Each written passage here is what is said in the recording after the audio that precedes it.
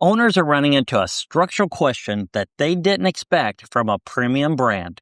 You're hauling 100 gallons of water. That's over 800 pounds, and the brackets fail.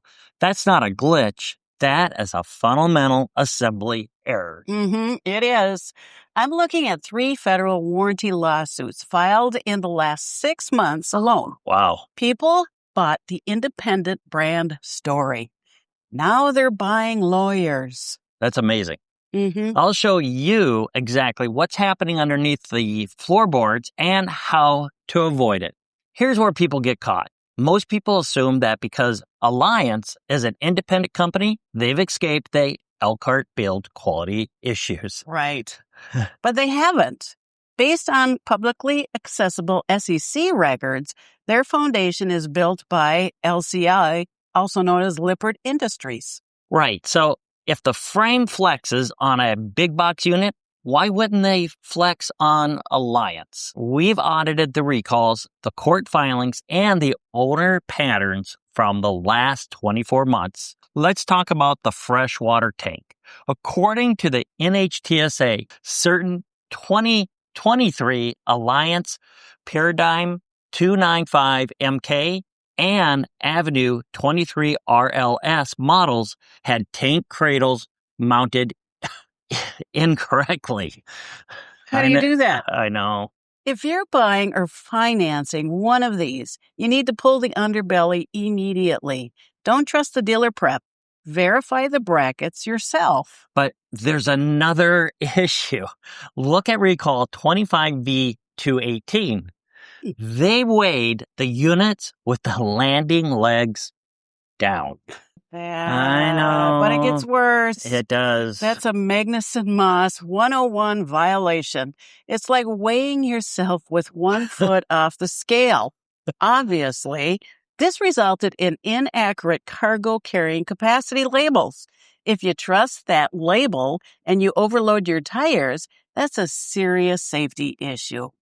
Owners reported patterns indicating these aren't isolated. It suggests a speed over accuracy culture during the 2024 production ramp-up. We're seeing sheared lag bolts and wall cracks. Let's be honest, it feels like reinforced cardboard when the upper deck starts moving. Reality shift, you're paying a premium for the badge. But the bones are industry standard. LCI's SEC filings show they struggle with raw material costs. When steel gets expensive, the gauges get thin. If you own one, check your water tank brackets today. Don't wait for the failure. If you're shopping, don't sign that 20-year note until you see a third-party frame inspection. Time for Rhonda's reality check.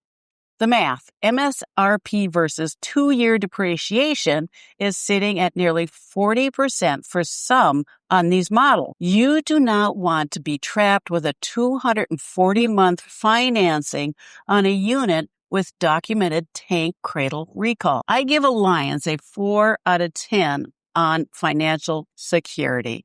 They are priced like a forever coach, but the warranty litigation says otherwise. My Watchdog repairability score is 5 out of 10. They make it easy to see the problem, but the LCI frame makes it hard to fix without a welding shop. Based on the available court data in Northern District of Indiana, we see multiple Magnuson-Moss Warranty Act lawsuits. Stanicek versus Alliance and Hruska versus Alliance.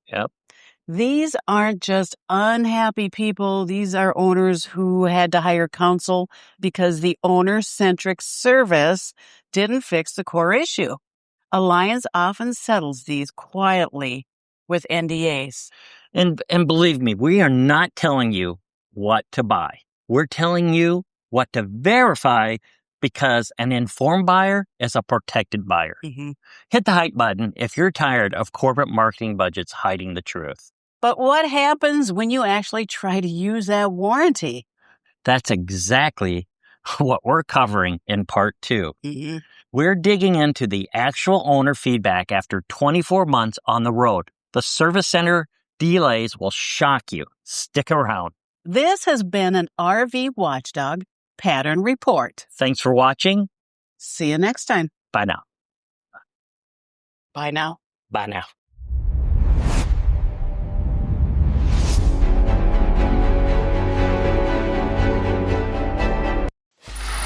Free audio post-production by alphonic.com.